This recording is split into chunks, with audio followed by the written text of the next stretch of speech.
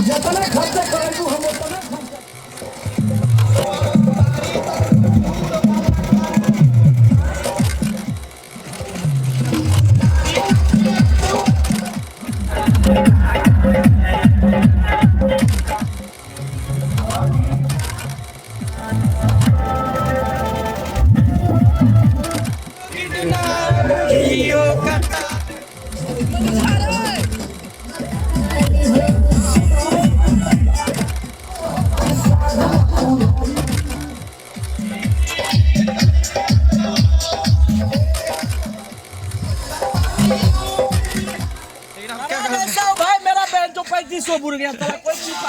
कोई बात नहीं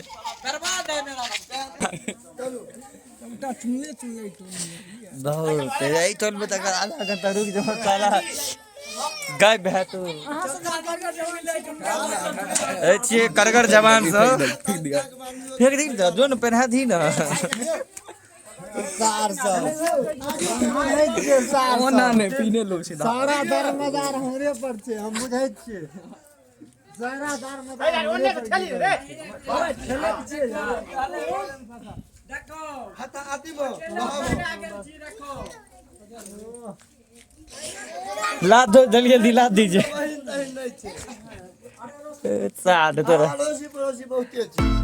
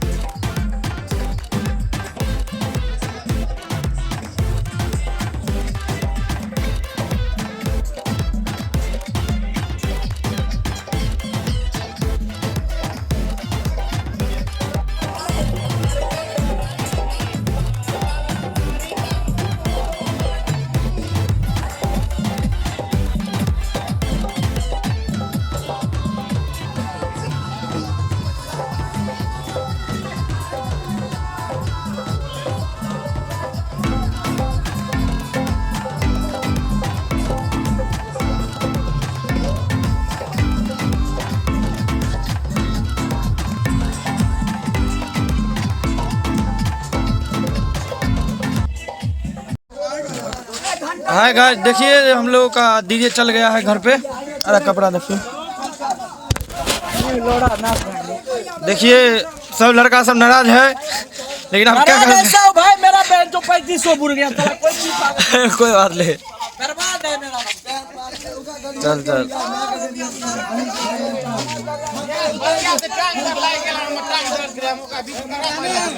चल यार, भाग ले, चल सर घर पर चल, घर पर चल।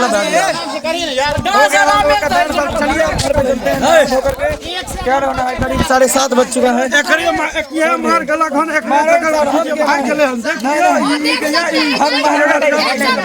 नहीं गाइस, हम लोग कुछ नहीं किए हैं। डीजे जाने का टाइम हो गया था इसलिए चल गया है। चलो सब चल चल देख लियो, सब छड़ा सब अर्ध नग्न भाग लिया, सब कपड़ा फाट गेल छै। सीताजी का दे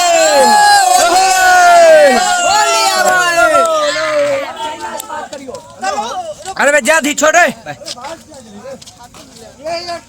देखिए फिर डीजे लाने का कोशिश किया जा रहा है, लेकिन हम लोग कह रहे हैं हम चल गए तो जाने दो भाई, कोई दिक्कत नहीं है। Welcome to goodbye. अरे सीताजी के दे, सीताजी को दे, जल्दी चलो, खत्म हो वाला है। चल दो भाग ले, अब ना अब घरे बजे नाइयो सोना एक छो।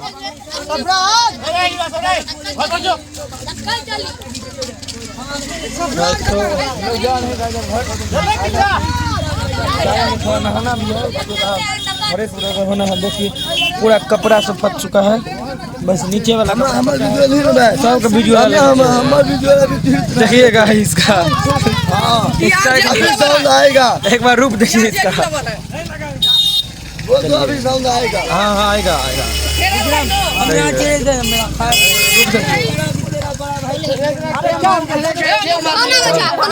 कोई बात ना,